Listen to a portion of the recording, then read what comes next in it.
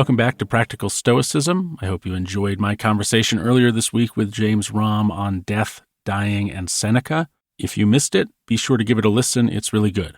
Also, personal favor, if you wouldn't mind, I'd love a few 5-star reviews on Apple Podcasts. Recently, a few disgruntled passers-by have decided that this podcast is worthy of 2- and 1-star reviews. It's a little bit of a bummer to see that, so if you wouldn't mind taking a few seconds to help me balance that out, I would appreciate it. If, of course, that is, you feel that this show deserves a 5-star review, which I hope you think it does.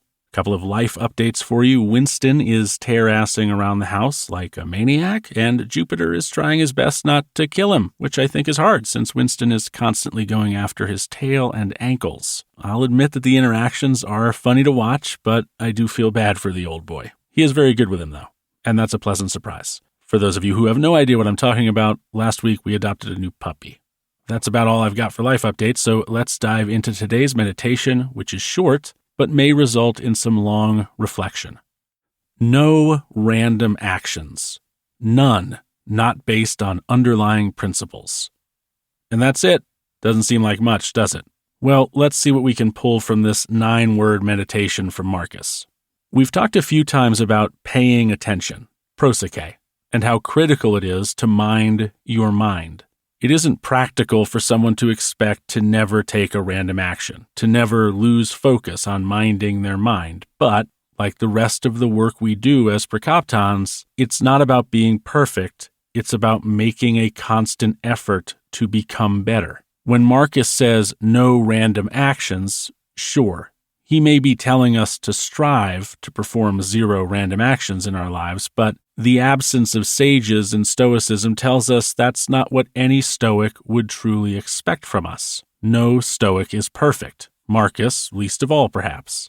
But what are random acts anyway?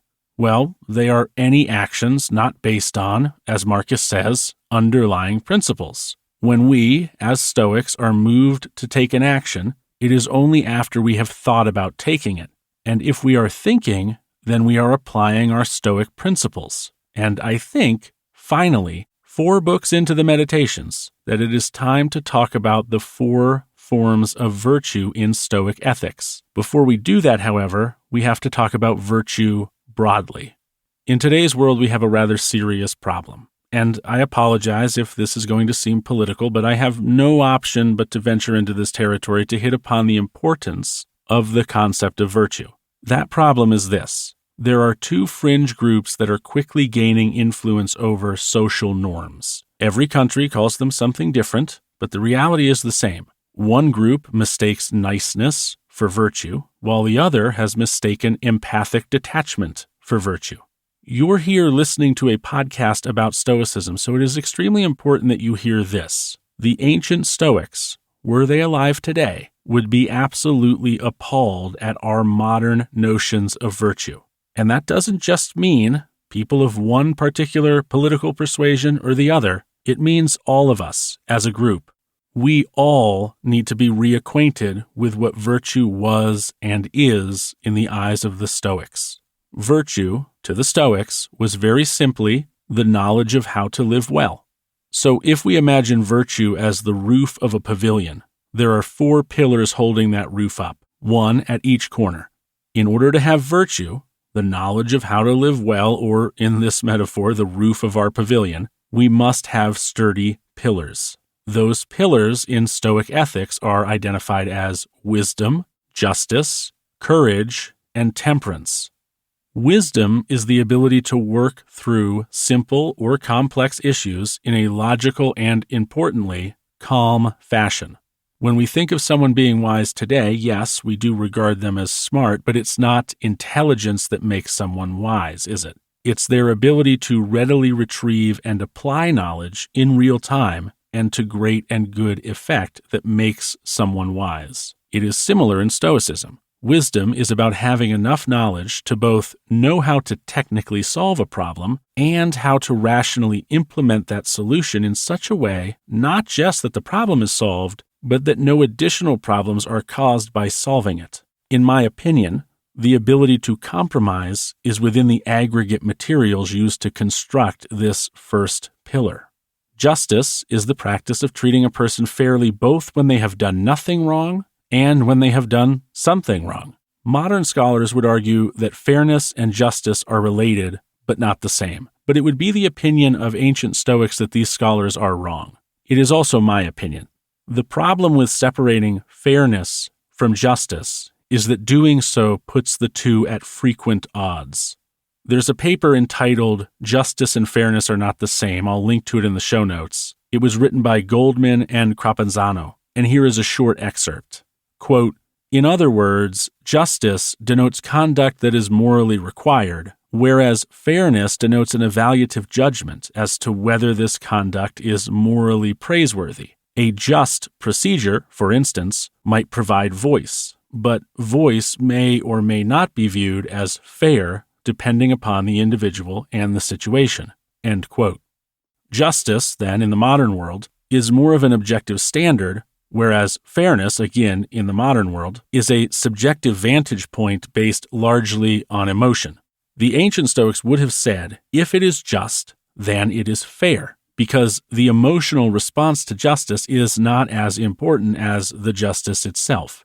The turning away from this concept in modern times is why there is both a court, in the traditional sense, and a court of public opinion, which has an increasingly concerning amount of power. It is not frequent that the court of public opinion is in alignment with traditional courts, and that is the case because we have now separated these two things, justice and fairness. And this is where some people will erroneously come to the conclusion that the delivery of justice must lack emotional consideration, but that is wrong. At least it was wrong according to the Stoics, and it's wrong according to me as well, for what that's worth. If fairness is justice and justice is fairness, then the correct way to create laws is objectively and for the common denominator, and the correct way to enforce laws is contextually. Justice, then, is a yin and yang relationship of sorts between the general and the specific. This is why being a just person is less simple than it might sound, and why so few people are able to call themselves truly just. Courage is the ability to face challenges of any sort with integrity. It is the ability to not compromise yourself or your values regardless of the personal damage that may come to you in doing so. When James Romm spoke of lack of bravery in modern-day politicians, this is what he was talking about. Many of today's politicians, the world over, were they to live their actual values out loud and in plain sight, whatever those values might be, would very likely lose their positions of influence. And this leaves we citizens in a more than precarious situation because we can rarely trust who we're voting for. And there is something to say about we as citizens having part of the blame in all of that, but I won't dig into it because this isn't a political podcast, it's a Stoicism podcast. Finally, there is temperance, which is the ability to exercise self-restraint in all dealings. When we are angry, we do not lose our temper, and when we are excited, we do not lose our decorum.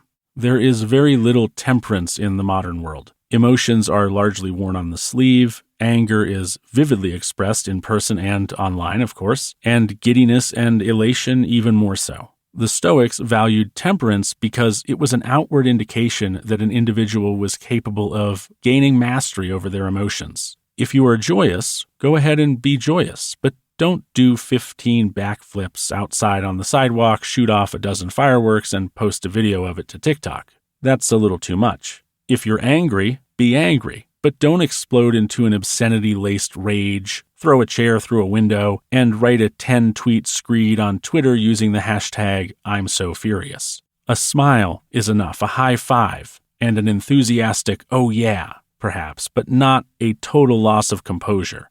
If you're angry, a groan is enough, a few squeezes of the old stress ball maybe, but not a Yosemite Sam, Clark Griswold style flip-out.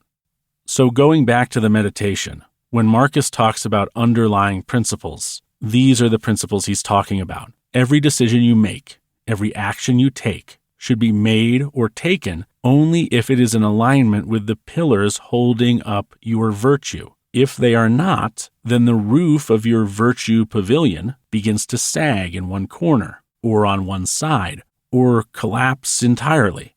To be a good Stoic, to be a balanced human being, you must have a balanced roof. To have a balanced roof, You must make equal effort to be wise, to be courageous, to be just, and to be temperate. So as you move through your life day to day, remind yourself of these things constantly, and when you act, before you do, ask yourself, is this wise? Is this just? Is this courageous? And is this temperate? And if the answer is no, perhaps reconsider taking that action or making that decision. Thank you so much for listening to this week's meditation. I hope you got something out of it. And if you've not yet reviewed this podcast, I would very much appreciate you doing so on either Apple Podcasts, Spotify Podcasts, or podchaser.com. Thank you again for listening, and until next time, take care.